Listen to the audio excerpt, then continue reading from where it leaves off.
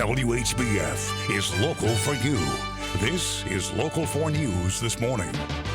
Good morning to you and happy Tuesday. I'm Sierra Cersei. And I'm meteorologist Zane Satry. Thanks for joining us for Local 4 News this morning. So yesterday turned out to be a beautiful day, especially as it got into later in the afternoon. Yeah. It felt so nice out. Yeah, clouds cleared out a little bit sooner than expected. Don't think anybody's complaining about that. Here outside this morning, we still got some clear skies out there. Temperatures have dropped off a little bit more, though, through the overnight hours, so we're only a couple degrees above freezing at this point in the morning here in the QC. Not much of a breeze, just a little one out of the east and to southeast in most spots. So it's mainly a mixture of 30s to around 40 for temperatures across the area at this point in the day. Pretty clear skies no matter where you're at here, too. There are some clouds out to our west and to our south. Some of those will start to move our direction here as we go forward through your Tuesday. Those are going to be ahead of a warm front. What that means is eventually our breeze will start to get going again here this afternoon. Out of the south and east, 20 miles per hour, occasionally some gusts higher than that.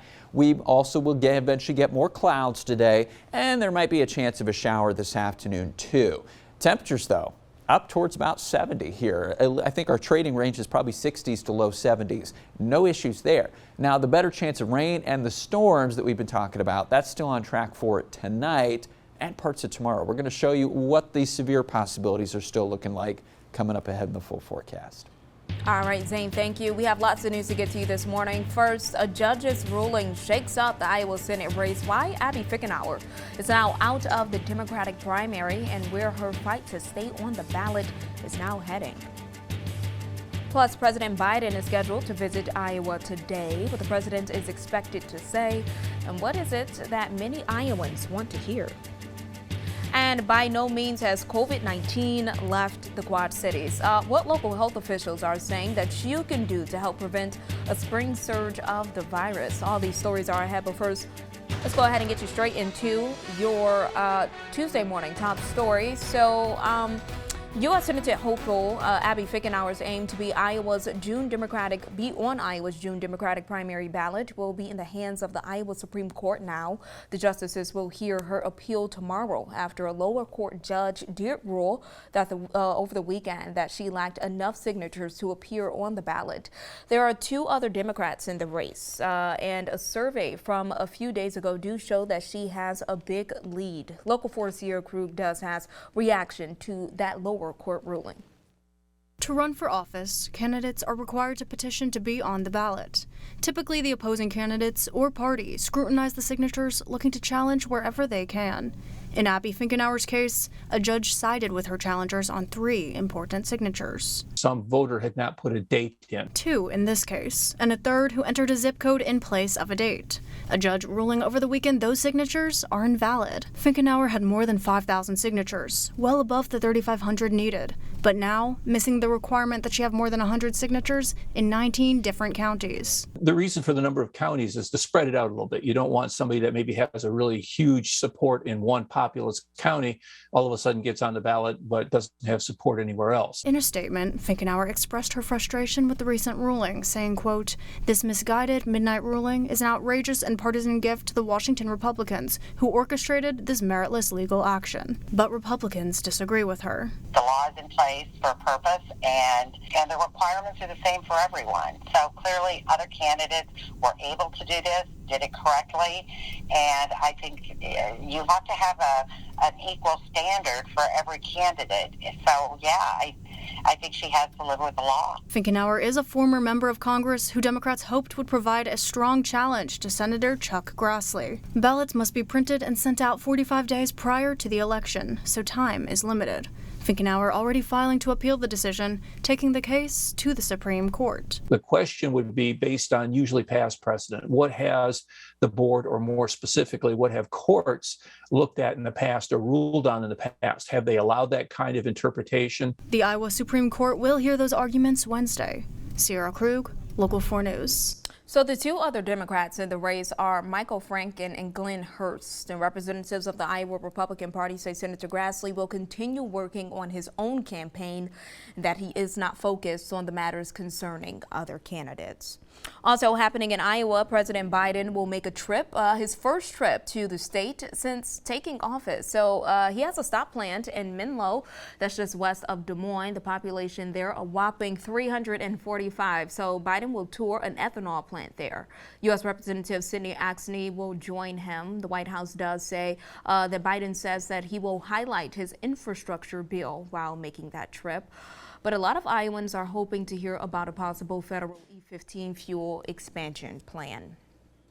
And yesterday, President Biden took aim at cracking down on ghost guns. This is a topic we've been covering for some time now. So a new rule from the Justice Department Monday goes along with a bill that passed in Springfield over the weekend to effectively ban the use of ghost guns in the state of Illinois. So ghost guns can be bought online, and since they don't have serial numbers, police can't track them.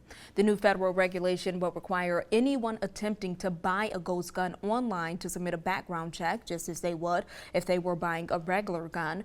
Manufacturers will also have to put serial numbers on those guns. Republicans are staunchly opposed to this new Illinois legislation. We're not fixing a problem with this. We're again going after law-abiding citizens that have followed the rules thus far. We're concerned about the gun kits and the receiver, which really is the one that needs to be serialized. The Illinois bill does go farther than that federal rule. If Governor J.B. Pritzker does sign it into law, selling or possessing a ghost gun in the state would become illegal. The state would also create a system to give existing ghost guns serial numbers. Health officials are now concerned about a potential surge in COVID-19 cases this spring, and data from the state health departments across the entire country show 27 states, including the state of Illinois, have reported an increase in COVID-19 case numbers since last week. So the number of cases nearly doubled in some cities, and there is now worry that the actual number of cases could be higher, with some people testing either at home or not at all. Local 4's Matt Holderman does report other variables also could lead to a new surge. Last week we had about 30 cases for the entire week. This weekend we had 25. The last month and a half in Illinois has felt normal again for many people. Low COVID-19 case numbers and no more mask mandates in many places.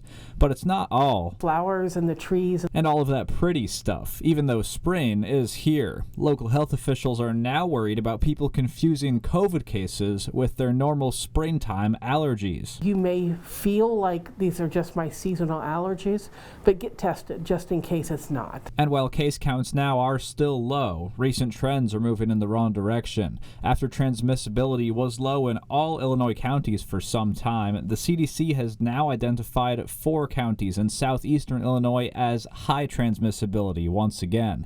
That classification based largely on hospital numbers. If the hospitals are reporting more people coming to the emergency room or seeking services in their clinics, that metric goes into the CDC's low, moderate, and high transmissibility levels. But another concern health officials have, it might be hard to tell just how bad surges are in the future. With more people using at-home test kits to get results, those results don't go to the state. We know that it's not a really accurate representation of COVID prevalence in the community. All in all, health officials remain advising, get tested if you feel sick this spring and stay home if you test positive. I think that puts a lot of responsibility on the person who's taking the test.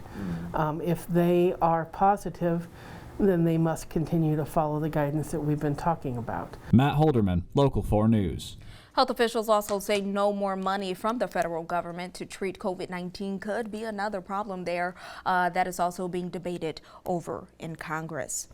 A day of celebration at the Rock Island Arsenal this happening Monday. So Jeffrey Drusek was promoted to the rank of Major General. He previously held the rank of Brigadier General. So Drusek does help the 1st Army Commanding General with training and readiness and mobilization of all Army National Guard and Army Reserve units in the country. So he does a lot. He also focuses on logistics primarily and likes being able to do a job in a place like the Quad Cities. Well, I love the Quad City. It's a great place to be stationed. The support is tremendous in the area for the Rock Island Arsenal. Major General Drusek will continue working at the Arsenal for at least another 2 years. So congratulations to you. All right, well, coming up, reaping the benefits of an increase in tourism. So what the city of Savannah is doing to help small businesses reach some new customers. And we had some beautiful weather outside here for parts of yesterday on Monday. A little bit less beautiful weather coming our way before too long. Some colder air, some bumpy weather with some storms possible too. We're going to time it all out for you next on Local 4 News this morning. WHBF is local for you with Sierra Cersei and meteorologist Zane Santry. This is Local 4 News this morning.